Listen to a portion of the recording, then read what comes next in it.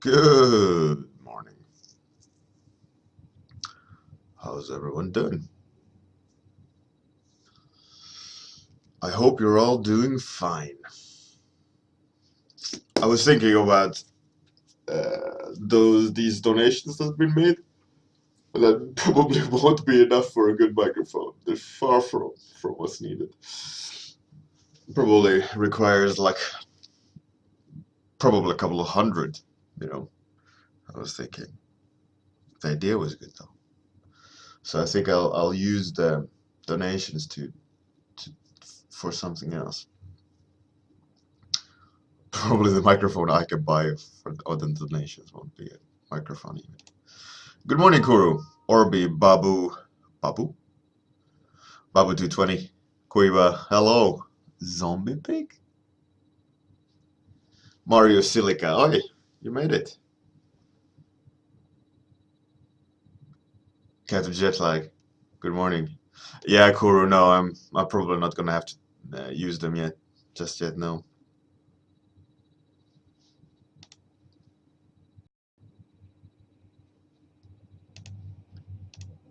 Hey, ZLN64, how's it going? Good Rathi, good morning. All right. So how about some topics? Let's get it on.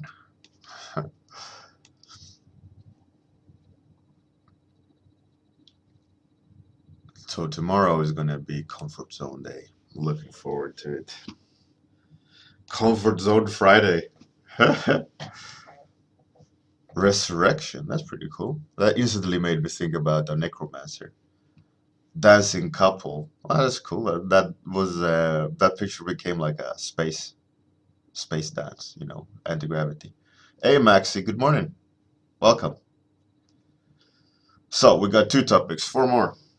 Let's set up the dice. So the dice will be working when all the topics are in. Deadly trap. That's pretty cool. I think that could be interesting.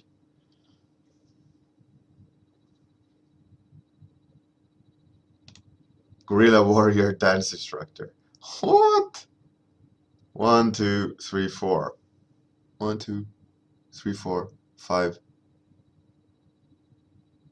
5. All right. If there's number 6, is the next. All right. Sneaky traveler is number 6.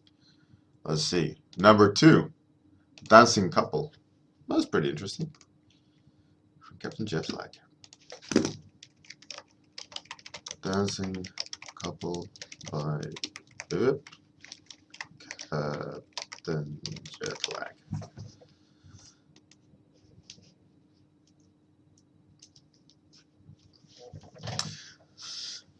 So, just because I already saw the picture in my head with the space dance, I'm not gonna do that. I'm gonna do. Let's see. Oh, Captain Jetlag, really? No, you can see there it was not. All right, so I got another picture. What I saw was like a character here, kind of leaning, doing like a kung fu thing, right? And another character here, like jumping with a knife, like maybe two goblins fighting.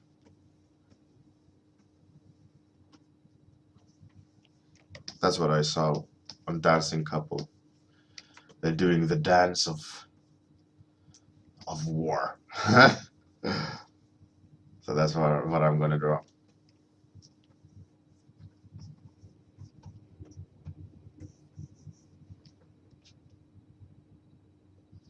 Hey, Infinite Divide, welcome. You're back. Kung Fu dancing, absolutely. You know it. Hey, Eric Moy, good morning.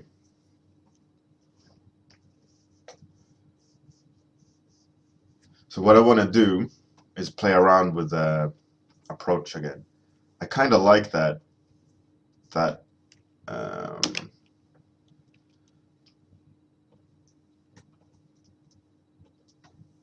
that words when I was playing around with the approach with colors and so on. I think I want to do that more. I really enjoyed.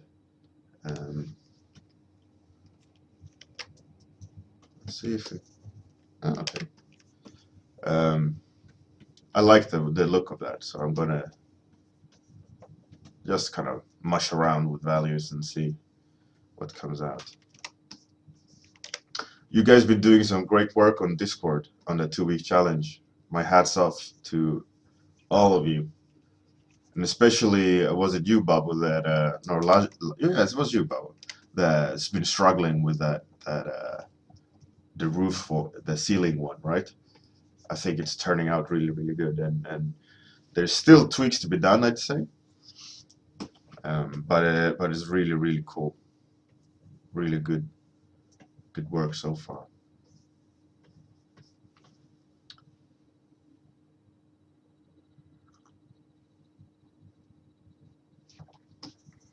I think the changes that you have done has really, really improved the painting. If you look back at it, now you just need that kind of the fidelity of it, of the girl. It's a little bit, you know, if you think back on the first version, you had worked on her a lot more. But I think the changes on her was for the better, where you turn her and she's hugging that bear or bunny. I don't remember what cuddly toy it is that she's holding, but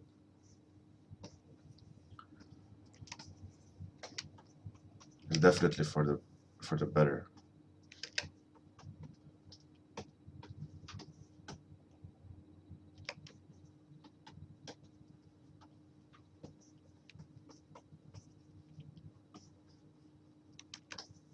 It's cool to see, though. I love seeing all of your progress. It's really, really good.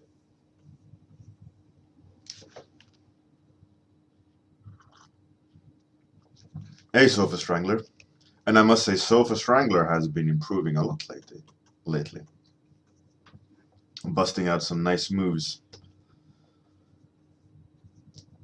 Definitely a lot of things being relaxed, and you're progressing the way that you want to progress, which I think it shows.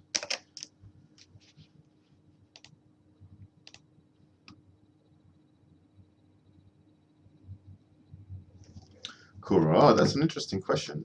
What makes me go wow when I'm looking at the piece, when now that we all get so saturated by it?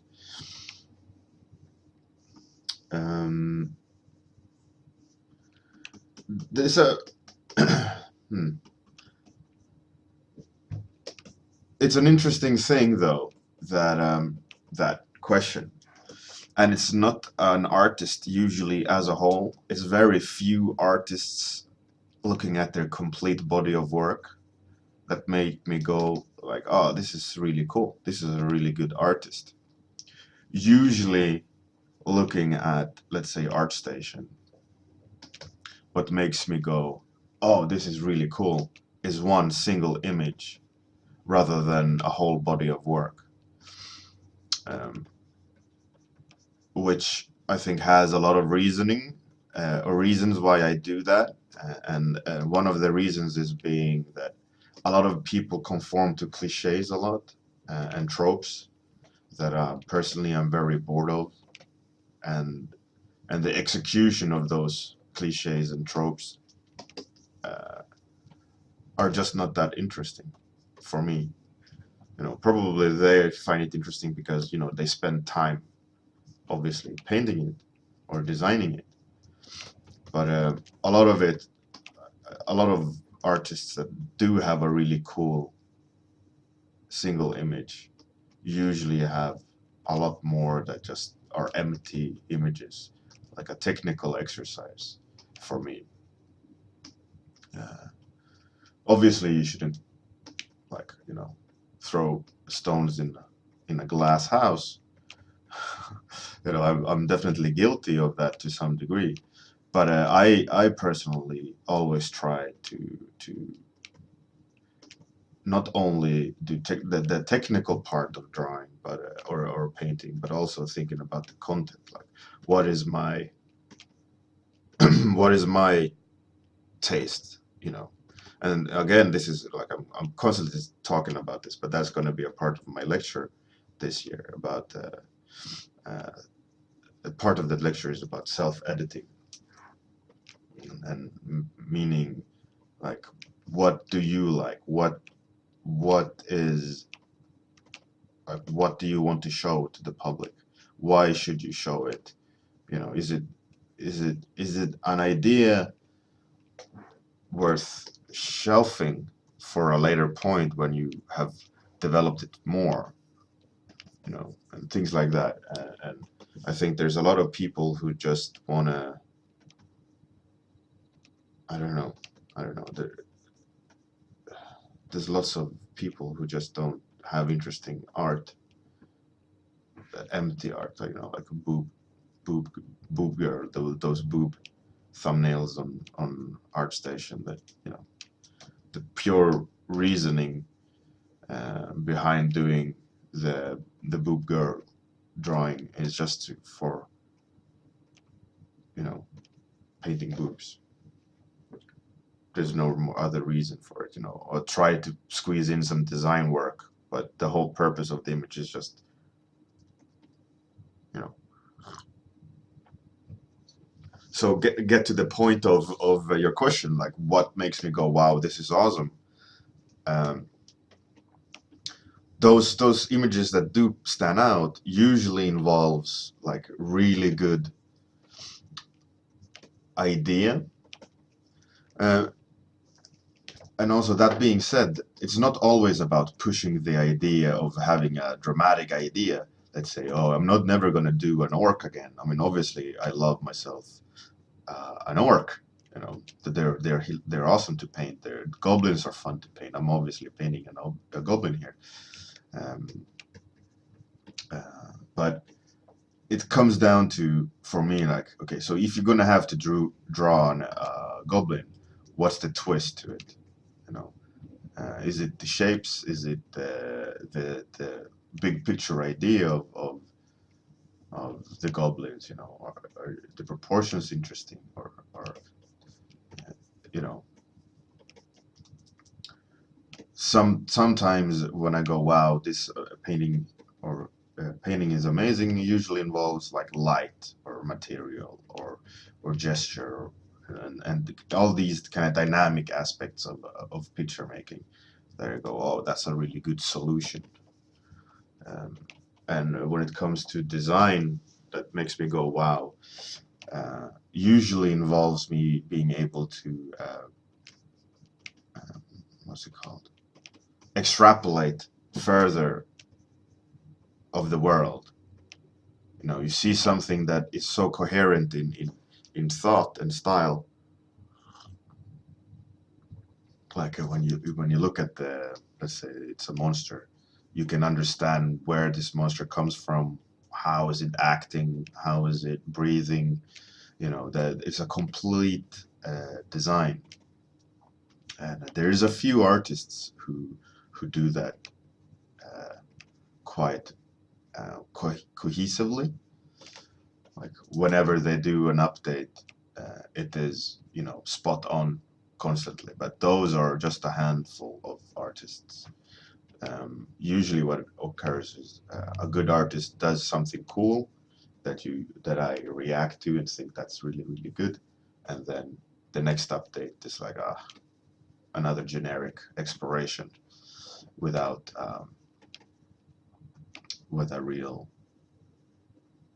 thought behind it. You know, the reasoning of doing something shouldn't just be because you want to do something cool and leave it at that. You know, like if you're gonna do something cool, don't rest on the tropes. You know, like don't rest on the archetypes. You should think about the archetypes, but then bend it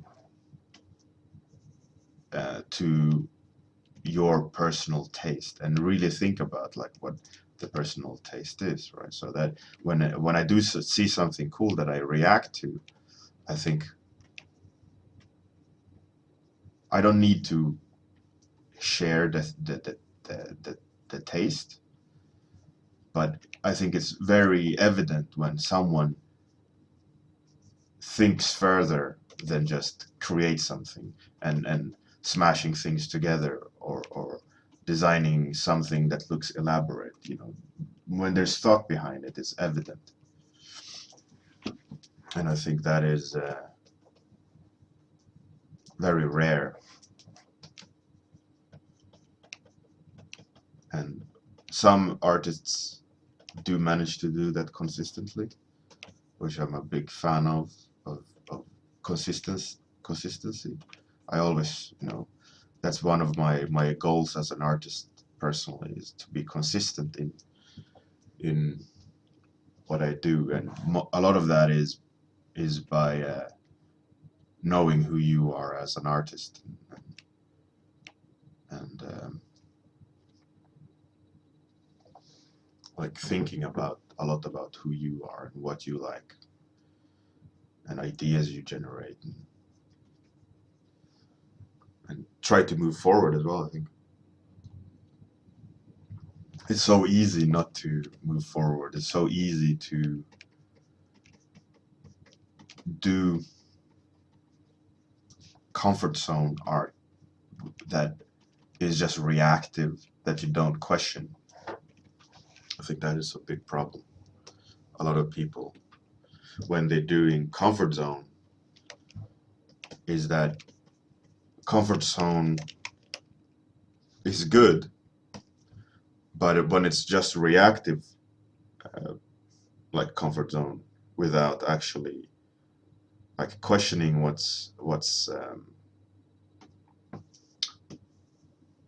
the reasoning behind you. Is this actually working? Weird smudge. Let's go with that. Let's see what that does. Yeah, it's evident when a lot of people just do, and of course I do that as well, but I always try, especially for professional work, like to have a purpose when I'm comfort zone, leaning on comfort zone. We all do that. I think that's where you create your best work, when you let's say some people love doing sci-fi mechs. You should do that, but you should also have a thought behind it, a reasoning, make decisions based, like making decisions that's beyond just where should I put the head, where should I put the cannon, or whatever, when you're doing mechs in this instance. I think I think artists that take that step further, that think a little bit more, I think that's where I go, wow. And I don't care so much about the technical aspect. Of course, it has impact, but ideas and unique voice goes so much further than like technical masturbation. Like, look at how good I can render everything. It goes a long way though. Like a really, really well rendered drawing, it is impressive, but it gets boring fast, especially when you look at the rest of the body of work.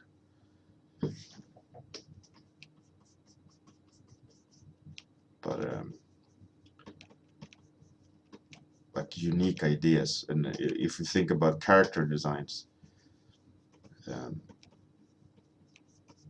it's about, again, it's going to be a part of my talk, but in my talk, in my lecture, I'm going to be talking about symbols, right? We all think in symbols, and you can communicate something. Like if I would put a blindfold on the goblin, right, we would start thinking, like, why is he wearing a blindfold? And that symbolizes something. We associate something with it.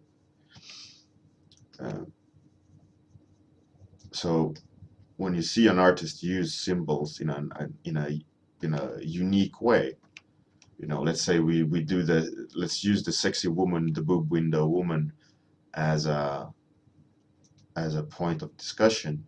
Like, how could you do that in an interesting way? Why would you, if you had to use that tool, like, we have to have the sexy woman. So what is the sexy woman? In what way can we twist it so that it's a thought through reasoning behind it, and not just go boob window, the boobs looking like they're made out of jelly or water balloons, and wet lips. That is just cheap. That's no thinking behind it. There's no character there. It's just empty shell. And of course, there are people who are empty shells. That's fine. But if you're designing a character that's gonna carry a story, they can't be empty shells. Even if it's not the main character, even if it's just a character that you want to describe, why design someone who's empty, that no one cares about? It's an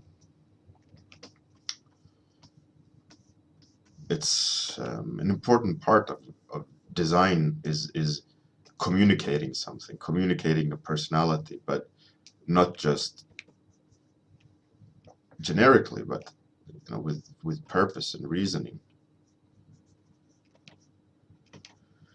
I think that's my personal stand on it. That you as a designer has to have a standpoint. Make a choice as an artist.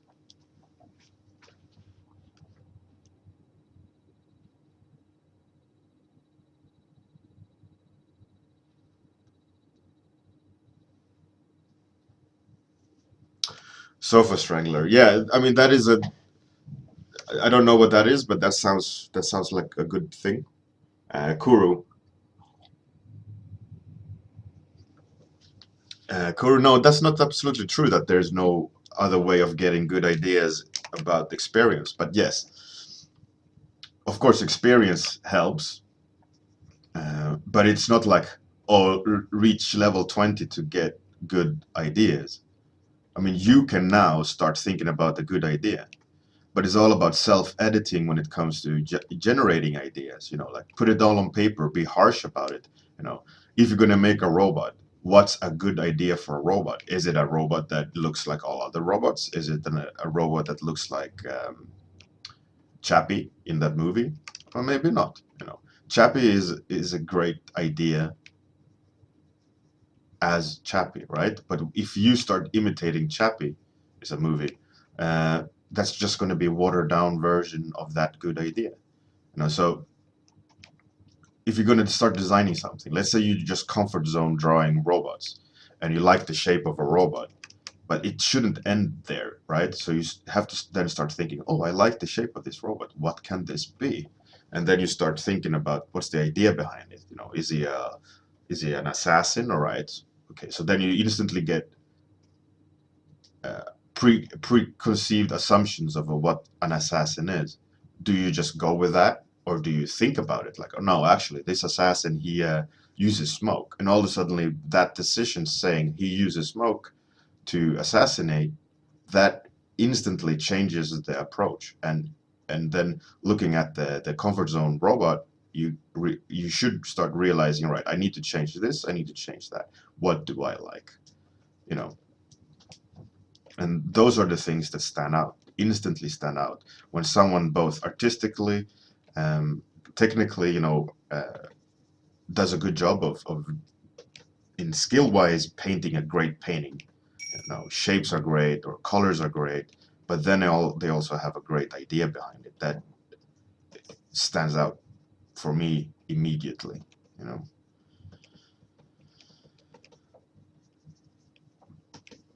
but like I mentioned before on my streams, I'm definitely an ideas guy. I love ideas, and that is what we also use a lot at work, is people with great ideas and not just technical ability. Technical ability is mileage. You learn that, and the mileage goes faster if you lean on someone else that can raise the bar for you by pushing you in the right direction. That's fine. But no one can tell you to get better ideas, and you should learn these steps to have you get better ideas. That's a little bit abstract, right? So what you got to do is just practice your design decisions, practice your shapes, think about what you like, what is a cool character for you, and all these things. It's important, because in the end, what you're going to get hired for is your ideas, is your world, and people want to hire you to see what can you do with my world and with your design sensibilities. Just look at all the like famous artists currently in the industry. They all do their unique twists on things.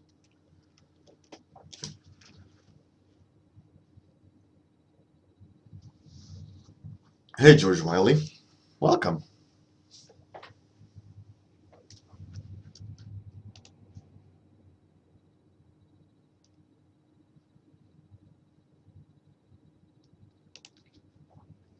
Um, yeah,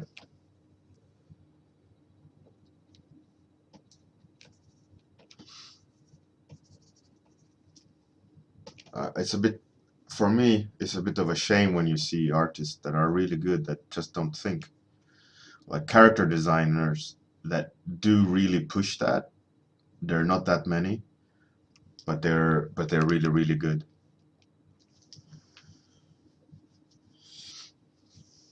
I think some of a couple that came to mind was, I think, Wesley Bird is a great character designer that takes it a step further and thinks about things.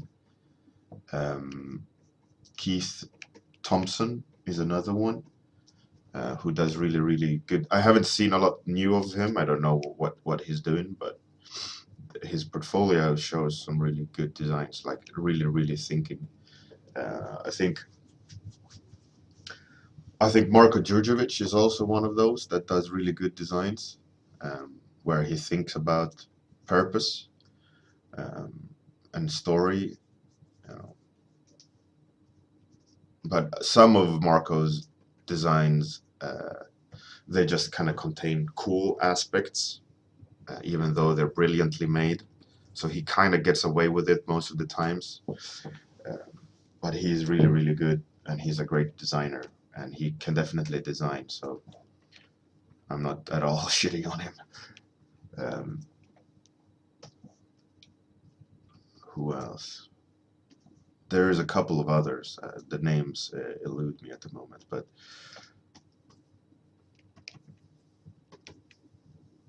for me, what's really, really good is when you get the whole picture, narrative, design, technique, all baked into one delicious pie. That's when I'm happy.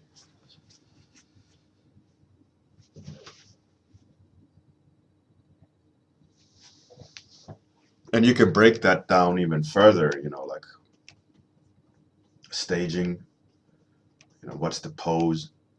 You can have a great idea. Let's say you're designing a monster boss that kind of gonna looks like it's coming at you, um, but the pose is all off. It doesn't matter how good of a design it is if the pose is shit, and you can say to some degree the other way around. Like if the pose is great and the design is shit, you can get away with it, but it only takes it that far. Um, and you have there's long checklists that you could go through, like weight distribution, materials, all these things, they all factor in. um, And that's why a good idea can fail also in any of those parts in its execution. You know, like practicing practicing to harness ideas is a really good thing to do. In the university, I had a design part, you know, not as in designing visually or concept art design, but in writing, game design, you know, writing design, story, etc. Um, and also visual, like man versus machine design, you know, like red button, green button, why is handles round versus angular, all these things. And one of the techniques that emerged was to question. You know, you can get an answer by questioning. Why is it, like, why is this goblin jumping? And you answer that question. Oh, he's jumping because he's trying to surprise the other one, right? So he's like, oh, looking out over the shoulder. And then you go like, okay, why is he trying to surprise him? And you go, oh, because they're long lost rivals. And you go like, okay, why are they long lost rivals? Oh,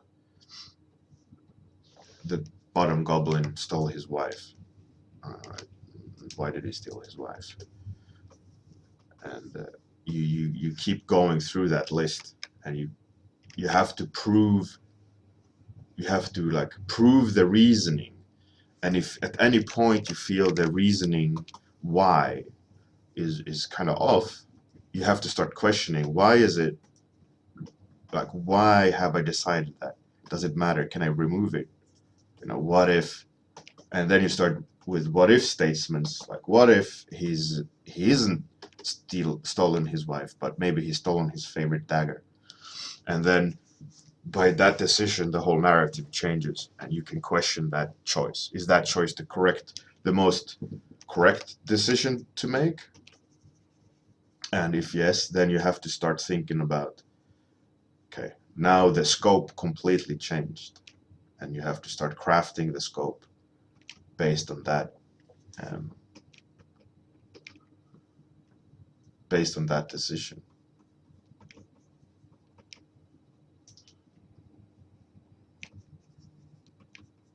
And doing that, you should usually get a really strong idea, a very lean idea, with not a lot of messy parts, because you've been questioning the parts, right? You've been thinking, why is everything there? And you can scale that not just for the story, but you know, like, okay, so the character is wearing a lot of leather. Why is he wearing a lot of leather? And then you say, oh, he's a writer. Why is he a writer? You know, and why does he wear the thing where he's wearing it? And you can start building the idea, building the outfit, building the character, all just by questioning and answering yourself why you've made the decisions you've made. And doing that, you'll quickly get, you teach yourself what you like, and build your own ideas, which is one of the hardest things to do in my book.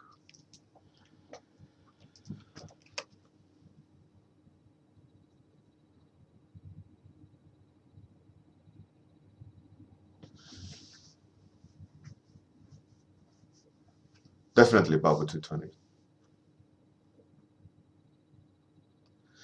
Kuru, it's all about creativity, and it's going to be around an hour of talk.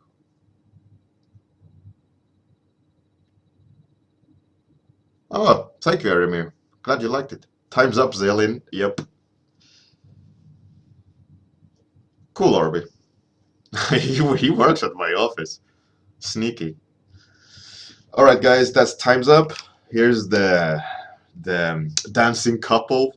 All right. Have a fantastic day, everyone. Good night if you're in that part of the world, and see you tomorrow morning. Bye. Here comes the outro.